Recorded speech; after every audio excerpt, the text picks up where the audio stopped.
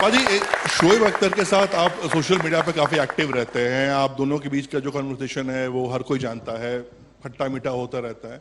एक कहानी है जब आपने शोएब अख्तर को सचिन पाजी के साथ कुछ जिम वाला सीन हुआ था कि वो अनबैलेंस हो गए थे और आपने शोएब अख्तर को 3-4 दिन डरा कर धमका कर घुमाता रहा। वो क्या है प्लीज? मुझे लग रहा है आज का मुद्दा इंडिया पाकिस्तान ही है।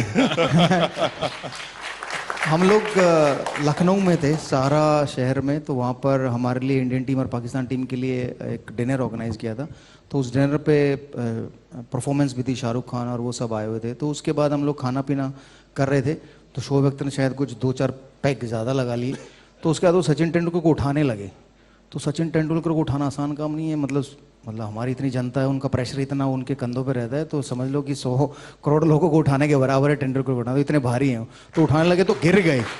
अब वो गिर गए तेंदुलकर और शोएब अख्तर दोनों। तो मैं बगल में खड़ा था, मैं हंसा भी, लेकिन मैंने उनको डराया। मैं कहा तो तेरा कैरियर खत्म, क्योंकि तूने हमारे क्रिकेटर को, सबसे बड़े प्लेयर को गिराया है, उसको चोट लग गई है। अब वो बीसीसीआई को बोलेगा, बीसीसीआई पीसीबी को बोलेगी तू तो खत्म, तू तो मर गया, तेरा कैरियर हो। तो वो 2-3 दिन तक चला सिलसिला, और फिर बाद में उसने सचिन तेंदुलकर जाकर पैर पकड़े, भाई आप ऐसा कुछ मत करना, मेरा कैरियर ना खराब हो जाए। अच्छा, आपके, हमने करियर की शुरुआत की बात की, लेकिन क्रिकेट की शुरुआत कब हुई? बचपन में क्रिकेट आप कैसे खेलना शुरू, नजफगढ़ में क्रिकेट कैसे खेलना शुरू किया आपने?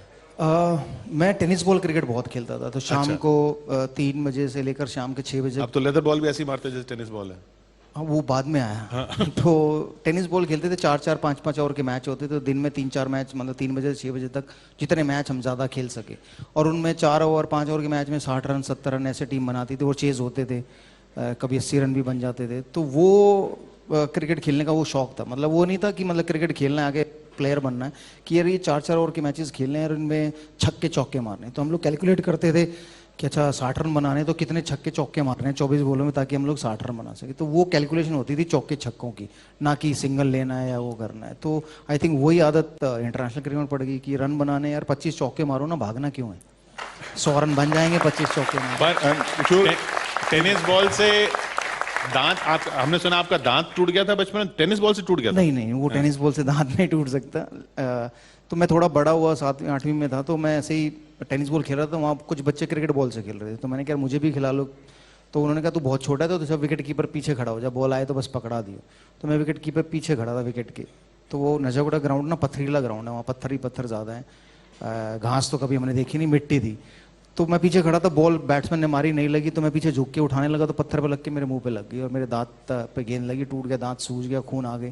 खून तो जैसे तैसे मैंने रोक लिया, बट वो जो टूटा हुआ दांत था वो नहीं मिला, क्योंकि घर जाऊंगा तो मुझे पता था कि अगर मेरा दांत टूटा हुआ देखा तो मेरी पिटाई होने वाली है। तो जब मैं घर पहुंचा तो मेरे फादर ने, मदर ने पूछा भाई क्या हुआ? मैंने कहा कुछ नहीं, कह रहा होठ की सूजा। मैंने नहीं नहीं, वैसे गिर गया था तो लग गई। तो 2 दिन बाद उन्हें पता चला मेरा दांत टूटा हुआ है। तो 2 दिन तक तो ना मैंने उन्हें मुंह दिखाया ना हंसा कुछ। तो उसके बाद उन्होंने मुझे बहुत मारा भी, और प्लस ये कहा कि भी आज मारा उन्होंने, फिर मारा? और मतलब भाई तुम्हें पता है नहीं, तो ये ऐसे ऐसे कैसे हो सकता है? तो 2 दिन के बाद जब पता चला मारा, और फिर उसके बाद उन्होंने मुझे क्रिकेट खेलने से मना कर दिया। तो मैं क्रिकेट ना खेलूँ ऐसा हो नहीं सकता था। तो मैं अपने घर में ना रोता था, मतलब एक कोने में जाके ना, रोने का भी ऐसा है कि आंसू नहीं निकालने, बस इतना ही, एफर्ट भी ना लगे और दुनिया को पता चल जाए, पता चल जाए कि मैं रो रहा हूँ। सो मेरे जो सबसे बड़े ताऊजी थे भूप सिंह जी, वो आए और उन्होंने पूछा भाई क्यों रो रहा है? मैंने कहा जी ऐसे ऐसे मेरा बॉल लगी थी, दांत टूट गया, तो मुझे खेलने नहीं दे रहे। तो उन्होंने मेरे फादर को बोला तू भी तो बहुत खेलता कूदता था, तू भी तो बहुत टूटता फूटता था, तेरे को ऐसे नहीं रोका, तू क्यों रोक रहा? तो फिर उन्होंने परमिशन दिला दी खेलने की, और फिर क्रिकेट खेलते रहे उसके बाद। किशोर, वीरूपा जी की कहानी बड़ी दिलचस्प है कि गैंगस्टर, नजफगढ़ में पहले तो गैंगस्टर बहुत हुआ करते वीरूपा जी, उनके बीच आपने खेला, वहीं से आपने कॉन्सेप्ट उठाया कि चलो गैंगस्टर तो बंदूक लेके जाता है, मैं बल्ला लेके 22 गज की पट्टी पे आक्रामकता फैलाता हूँ। गैंगस्टर वहां से ये सोच तो नहीं आई कि बंदूक से बैट लेके जाऊं, बट ये है कि हम लोग बच्चे मालूम नहीं था, तो बहुत सारे बच्चे जो हमारे साथ खेलने आते थे बड़े, शाम को हमारे साथ, और अगले दिन पता चलता था कि कोई कांड हो गया और उन कांड में वो बच्चे शामिल थे। या ऐसा भी हुआ है कि अगले दिन वो बच्चों की लाश मिली नाले पर, कि उनकी किसी ने गोली मारकर हत्या कर दी। तो उसके बाद हम थोड़ा डर गए थे कि भी फिर पहले थोड़ा बैकग्राउंड चेक कर लेते, भाई तू कौन है, कहाँ से है, क्या माँ बाप का नाम है, क्या करता है। वरना उससे पहले तो बहुत सारे से लड़के थे जो दिन में हमारे साथ खेलते थे, रात को कांड करते थे और सुबह पता चला या तो पुलिस पकड़ के ले गई या वो उनकी डेथ हो गई। तो वो एक ये था कि हमने वो फिर डिस्टेंस बनाना शुरू किया कि नहीं यार हम लोग को उस तरफ नहीं जाना नजफगढ़, क्योंकि मुझे आज भी याद है कि नजफगढ़ अगर आप 90s में पेपर खोलते थे तो फ्रंट पेज पे होते थे नजफगढ़ में ये इतने लोग मर गए, ये गैंग वार हो गई, इतने पुलिस ने पकड़ लिए। तो वो उसके लिए नजफगढ़ बहुत फेमस था। तो अब उसको बदलते बदलते टाइम लगा। जब मैं इंडिया खेला तो फिर नवाब ऑफ नजफगढ़ का वो मुझे ताज मिला और फिर उसके बाद वो स्पोर्ट्स के लिए ज़्यादा फेमस हो गया। ये आप सुशील कुमार भी आ गए उसके बाद। जी, आप गर्व करते हैं इस बात पे कि आपने नजफगढ़ की इमेज बदली? नहीं, मैं गर्व करता हूँ कि मैं नजफगढ़ में पैदा हुआ, पला बड़ा हुआ, तो ये मैं गर्व करता हूँ। इमेज तो मैंने नहीं बदली, इमेज तो मीडिया ने बदली, क्योंकि मीडिया के हाथ में होता है कि फ्रंट पेज पे न्यूज़ छापने की, बैक पेज पे न्यूज़ छापने, या कि बीच में कहीं छाप देनी जहाँ कोई पढ़े ना। विरूपा जी लौट के आते हैं, कल की बात मैं करना चाहूँगा जो इंडिया ऑस्ट्रेलिया मुकाबला रहा और हम बहुत बुरी तरह हारे। एज अ प्लेयर इसे आप कैसे देखते हो? As a parents, as a player, as a player, क्योंकि वर्ल्ड कप आगे हमारे सामने है। देखिए ये हर सीरीज में एक बार ही बैटिंग कोलैप्स जरूर होता है हमारा, और वो जायज़ जरूर, हमारा नहीं हर टीमों का होता है। तो ये है कि उस बैटिंग कोलैप्स को ना होने दे, उसके लिए क्या कर सकते हैं, क्योंकि हमारे टाइम में भी होता ऐसा नहीं कि हम लोग सारे मैचेस जीते थे, हम लोग हारते थे, बहुत सारे सीरीज आ रहे हैं, तो ये पार्ट ऑफ द गेम है। बट ये है कि क्या गलतियां की हमने उसको ना दोहराएं दोबारा, या क्या विकेट बनाई है वो सेम विकेट ना बनाएं दोबारा दूसरे सेंटर पर। बट कभी कभी ये भी प्रॉब्लम हो जाती है कि अगर बीसीसीआई में आपस में एसोसिएशन के साथ कोई खिंचाव है तो उसके चक्कर में इंडियन टीम पिस जाती है, तो वहाँ विकेट ऐसा बनाया जाता है कि यहाँ पर यार इंडियन टीम जीते ही ना, क्योंकि उनकी लड़ाई चल रही होती है बीसीसीआई में। तो वो भी कभी कभी रीजन हो जाता है। एसोसिएशन टीम को ही हरवा देती है, टीम को हरवाती नहीं, विकेट ऐसा बना देती है कि फिर टीम उस पर कुछ कर नहीं पाती। क्योंकि मैंने तो बहुत देखा अपने कैरियर में, हमारे टाइम में बहुत, हम लोग नागपुर में एक टेस्ट मैच खेले थे, वो ग्रीन टॉप था। मोहाली में एक बार खेले थे, वहाँ पर ग्रीन टॉप था। तो कानपुर में खेले थे एक बार, वहाँ टर्निंग ट्रैक था। तो ऐसा होता है कि बहुत बार कि हमें ध्यान में रखकर कि भाई हमारी मतलब एसोसिएशन की बोर्ड से लड़ाई चल रही है, यार इनको ये दे दो ताकि इनका थोड़ा सा बीसीसीआई का नाम खराब हो, ऐसा।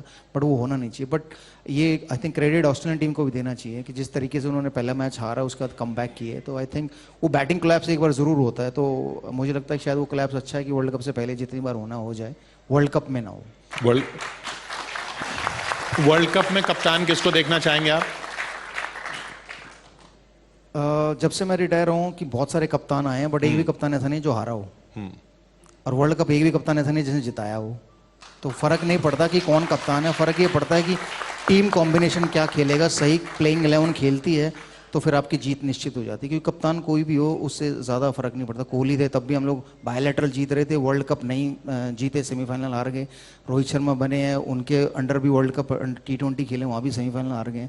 तो टीम कॉम्बिनेशन उस दिन बेटर होना चाहिए और टीम की उस दिन परफॉर्मेंस बेटर होनी चाहिए, तभी आप जीत सकते हो। तो मेरे ख्याल से रोहित शर्मा अभी तक अच्छी कप्तानी कर रहे हैं, शायद वही होने चाहिए। और उसके बाद फिर आप अगले वर्ल्ड कप की तैयारी कर सकते हो कि अगले वर्ल्ड कप में कौन कप्तान हो सकता है। विरूपा जी पिच को लेकर मैं बात जरूर करना चाहूंगा, आप क्योंकि आप पूरे दुनिया में खेल रखे हो मुकाबला। हर बार ये होता है कि इंडिया में आके टर्निंग पिच, ऑस्ट्रेलिया कहती कि नहीं अच्छी पिच बननी चाहिए। तो क्या ये जायज है कि हम लगातार टर्निंग पिच को ही फोकस बनाएं, अपनी ताकत बनाएं? यार हम लोग ने कभी कंप्लेंट नहीं की ऑस्ट्रेलिया जाके कि हमें ग्रीन टॉप क्यों दे रहे हैं।